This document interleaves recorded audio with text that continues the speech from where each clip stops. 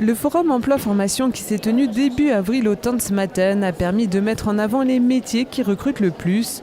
Deux branches sont particulièrement concernées, à commencer par la métallurgie, un secteur où les idées reçues sont tenaces. Vous avez les anciens qui partent à la retraite avec leur savoir-faire et on n'a plus vraiment de personnes qui prennent le relais.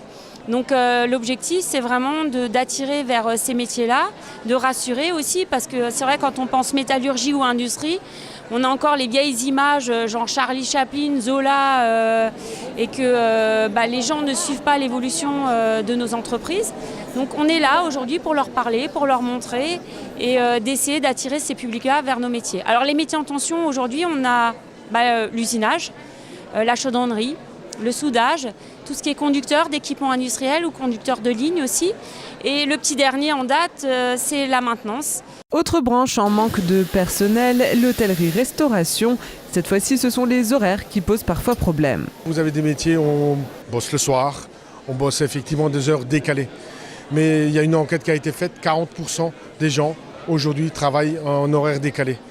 On a de l'électricité parce qu'il y a des gens qui travaillent en décalé. On a des gens qui nous soignent dans les hôpitaux.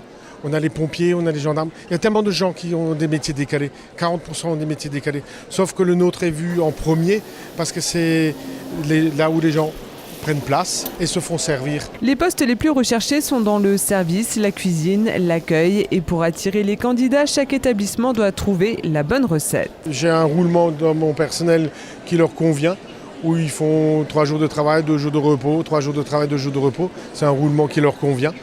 Et ceux qui travaillent chez moi l'ont compris.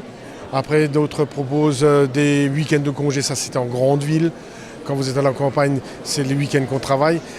Chaque restaurant, chaque hôtel est différent en fonction de son secteur géographique, tout simplement. Donc, il faut aller voir les gens, voir ce qu'ils proposent et trouver ce qui peut plaire à la personne qui cherche un emploi. Sans problème, ils trouveront dans notre métier. Le forum emploi-formation de Sélestat comptait la présence de 35 entreprises. Environ 700 visiteurs y sont passés. Ce rendez-vous annuel est conduit par une trentaine de partenaires tels que Pôle emploi, la région, le conseil départemental et la communauté de communes de Sélestat.